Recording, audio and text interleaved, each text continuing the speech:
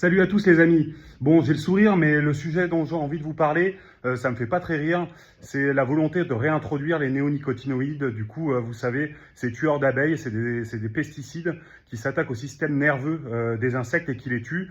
Et avec Nico ici, on a fait un petit test. On a fait pousser des tomates, par exemple des concombres aussi, dans une serre et des fraises dans une serre sans que les pollinisateurs y aient accès. Et je vais vous montrer ce que ça donne. Franchement, ça donne pas envie. On voit que les fraises sont en bonne santé, mais regardez, voilà, pas de pollinisation, bah, pas de belles fraises, quoi. Des petites choses comme ça, là. Alors, qui ont un tout petit peu de goût, mais là, il y a des belles fleurs et tout ça. Mais quand elles sont pas fécondées, voilà ce que ça donne. Là, on a des tomates, les pieds sont beaucoup plus grands que moi. Mais regardez, hop, une petite tomate de temps en temps. Et voilà, pas de pollinisateur, bah, du coup, une tomate, alors que ce pied-là, normalement, pourrait avoir un rendement beaucoup plus important. Un autre exemple, là, des concombres, regardez.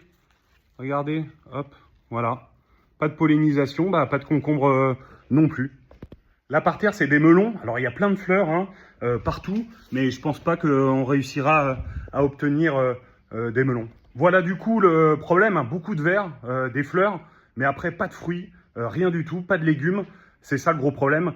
Donc, soutenez, soyez avec moi. Les pollinisateurs, on en a besoin. Si ces pesticides sont réintroduits, bah, les abeilles vont en souffrir, mais aussi tous les autres insectes autour. Est-ce qu'on a envie vraiment de ça? Je pense pas.